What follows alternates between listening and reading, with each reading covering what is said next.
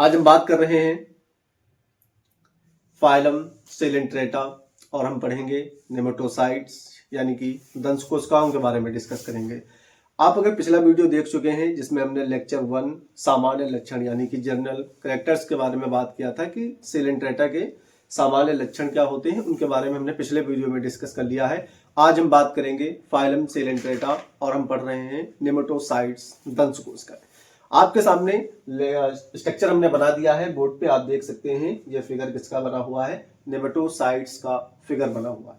अगर ये फिगर आपके सामने हम बनाते तो थोड़ा सा टाइम लग जाता, इसलिए हमने इस फिगर को पहले से बनाकर रख लिया है ताकि आपको सिर्फ इसमें देखना रह जाए और हम आपको पढ़ा दें कम टाइम में। काफी जो है हमको टॉपिक कवर करना है। नेमेटोसाइट्स का डायग्राम बना हुआ है, इसमें कुछ डायग्राम्स के नेम दिए गए हैं, इसके बारे में हम समझेंगे, फिर उसके बाद एक एक करके नेम को डिस्कस करते हुए आगे बढ़ेंगे। बर्ब्यूलस लिखा हुआ है, सॉफ्ट लिखा हुआ है, लीड लिखा है, नेमेटोसाइट्स और न्यूक्लियस।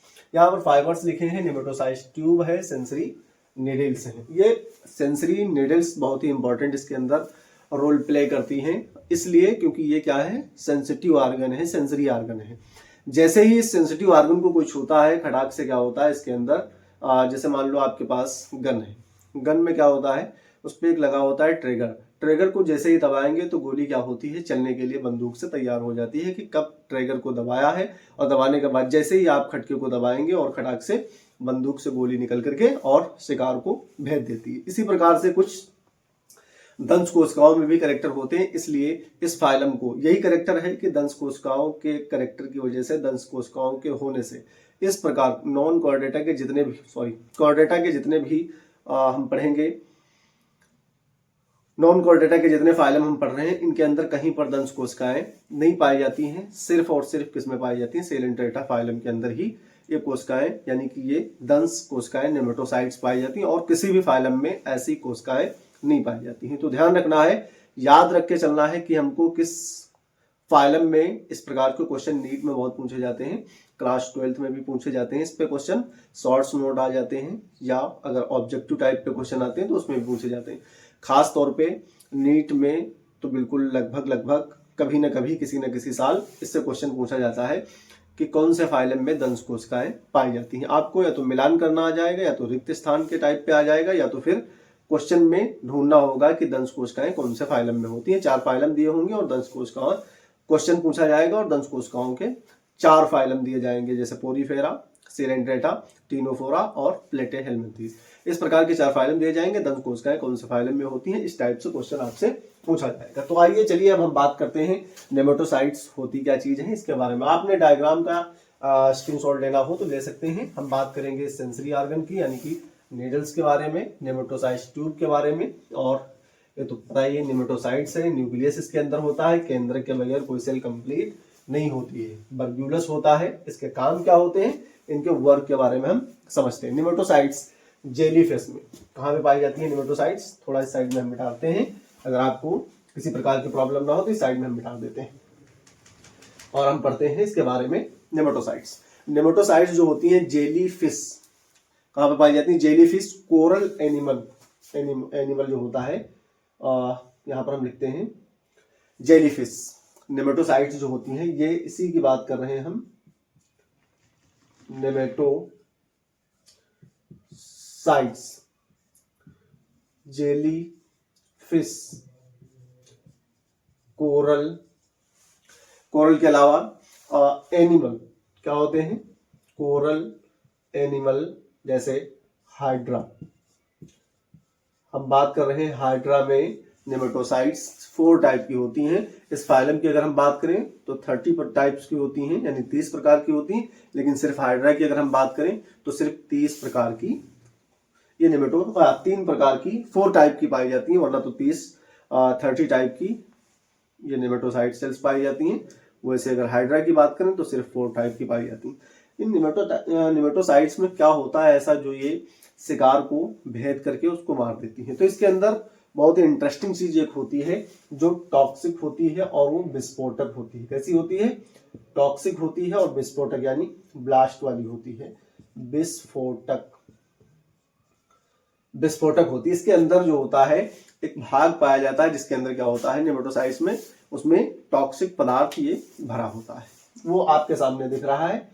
ये वाला जो पार्ट है इसके अंदर क्या होता है, टॉक्सिक पदार्थ भरा रहता है। हम डायग्राम पूरा कंप्लीट नहीं मिटाएंगे, यहाँ पर आपको बताते हुए चलेंगे कि टॉक्सिक पदार्थ कौन से भाग में भरा होता है। तो टॉक्सिक भाग इसमें भरा होता है। नेमेटोसाइट्स भाले जैसी संरचना को निकालता है। भाले जैसी संरचना, ये देख रहे हैं, ये भाले जैसी संरचना निकालता है और टॉक्सिक यानी शिकार को पकड़ने के लिए या शिकार को मारने के लिए ये यूज करता है भाले जैसी संरचना। शिकार दुश्मन को, चाहे शिकार हो या दुश्मन एनिमी हो, उसको क्या कर देता है, इंजेक्ट कर देता है, लकवाग्रस्त कर देता है, उसको पैरालाइज कर देता है। क्या करता है, लकवाग्रस्त या पैरालाइज करता है। शिकार को क्या कर देता है, लकवाग्रस्त। शिकार को क्या करेगा, लकवाग्रस्त कर देगा या उसको पैरालाइज कर देता है, पैरालाइज कर देता है। किसको, शिकार को पैरालाइज कर देगा। पहले तो उसको इंजेक्ट करेगा, इंजेक्ट करने के बाद में उसको क्या कर देगा, पैरालाइज कर देगा। फिर इसके बाद में ट्रिगर इसके अंदर एक होता है सेंसिटिव ऑर्गन्स होता है। कौन सा ऑर्गन होता है, सेंसिटिव ऑर्गन्स होता है, जिसको न्यूरोसिल बोलते हैं। ये लिखा हुआ है सेंसरी न्यूरोसिल्स।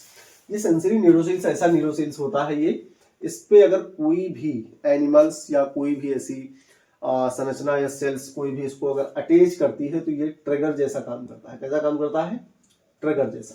ट्रिगर मतलब खटके के जैसा, घोड़े के जैसा जो ट्रिगर होता है गन के अंदर, उस तरीके से काम करता है। और ये क्या कर जाता है, ये टॉक्सिक पदार्थ से भर जाता है। क्या भर जाता है, ये सेंसरी ऑर्गन जो होता है ये क्या कर देता है, उस चाबुक यानी कोयल कुंडलित जो भाग है, ये वाले भाग को क्या कर देता है, बिल्कुल तैयार कर देता है कि अब तुमको क्या करना है, शिकार को पकड़ना है या मारना है या उस पर विष छोड़ना है। विष छोड़ने की प्रक्रिया जो होती है उसके बारे में भी डिस्कस करेंगे, किस प्रकार से विष छोड़ता है। ये क्या हो गया, ये ट्रिगर या नीडोसिल्स एक्टिव हो गया। ये कैसा हो जाता है, नीडोसिल्स एक्टिव हो जाता है। अब जैसे ही एक्टिव होगा, विष छोड़ने की यानी कि टॉक्सिक पदार्थ छोड़ने की प्रक्रिया या प्रोसेस जो होती है, प्रोसेस ऑफ रिलीज टॉक्सिक पदार्थ, प्रोसेस ऑफ रिलीज टॉक्सिक पदार्थ या सब्सटेंस कह देते हैं इसको, सब्सटेंस किस प्रकार से ये अपना जो है रिलीज करता है, इसके बारे में हम डिस्कस करेंगे। प्रोसेस, ये धागे के समान यानी थ्रेड लाइक स्ट्रक्चर होता है। ये कैसा होता है, थ्रेड लाइक स्ट्रक्चर होता है, जो इस ट्रिगर में जैसे ही सेंसिटिव ऑर्गन इसका जो टच करता है किसी को, और ये सेंसिटिव ऑर्गन जो इसका होता है नीडोसिल्स, ये उत्पन्न हो जाता है, ये तैयार कर देता है उस धागे जैसी संरचना को निकालने के लिए। जैसे ही ये धागे की संरचना निकलेगी और खटाक से जाकर के शिकार को भेद देती है, उसको मार देती है या उसके अंदर इंजेक्ट हो जाती है, और वो क्या हो जाता है, वो पैरालाइज हो जाता है, ग्रस्त हो जाता है, वो चल नहीं पाता है। बिल्कुल वहीं पर उसकी क्या हो जाती है, डेड हो जाती है, उसकी वहीं पर क्या हो जाती है, मृत्यु हो जाती है, वो मर जाता है। अब हम बात करेंगे डाइवर्सिटी के बारे में। इसमें एक शब्द आता है डाइवर्सिटी, यानी विविधता के बारे में बात कर रहे हैं।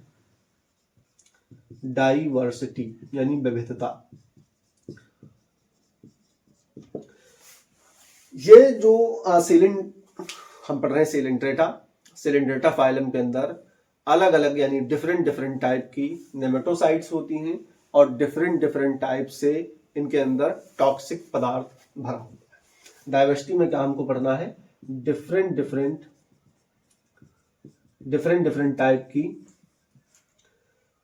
नेमेटोसाइट्स होती हैं। क्या होती हैं, नेमेटोसाइट्स होती हैं, और डिफरेंट प्रकार से क्या होता है, इसके अंदर टॉक्सिक पदार्थ भरा होता है। इनके अंदर टॉक्सिक पदार्थ, प्रोसेस कैसी होती है, ये अपना जो प्रक्रिया करते हैं, किस प्रकार से शिकार को भेजते हैं, तो उसके बारे में हम डिस्कस करें। नेमेटोसाइट्स की एक नेमेटोसाइट थोड़ा सा हम इसे बेसिक समझते हैं, इस पे ओरल समझते हैं।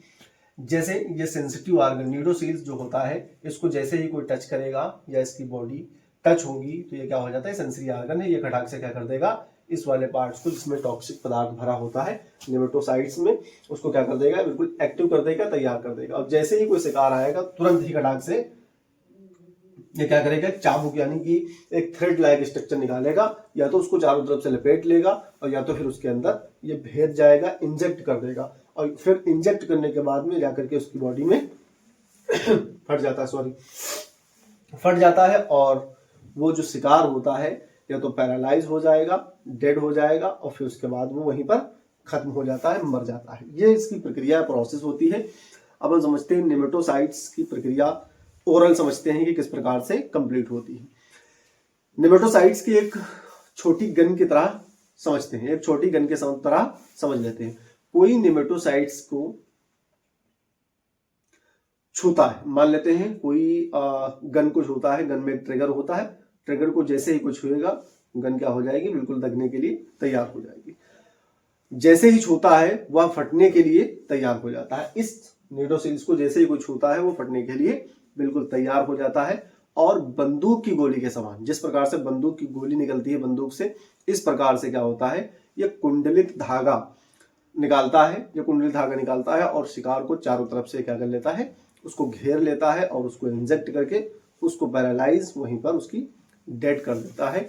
ये होते हैं नेमेटोसाइट्स, और इसकी प्रक्रिया आपके सामने लिखी है, आप इसको समझ सकते हैं। आसानी से हमने समझाया है, एक ट्रिगर के समान काम करता है और एक बंदूक की गोली के समान उसको भेदने की प्रक्रिया कंप्लीट करता है। आप इसका स्क्रीनशॉट ले लें, और मैं मिलता हूँ नेक्स्ट वीडियो में। पढ़ाई जरूर करते रहें। All the best.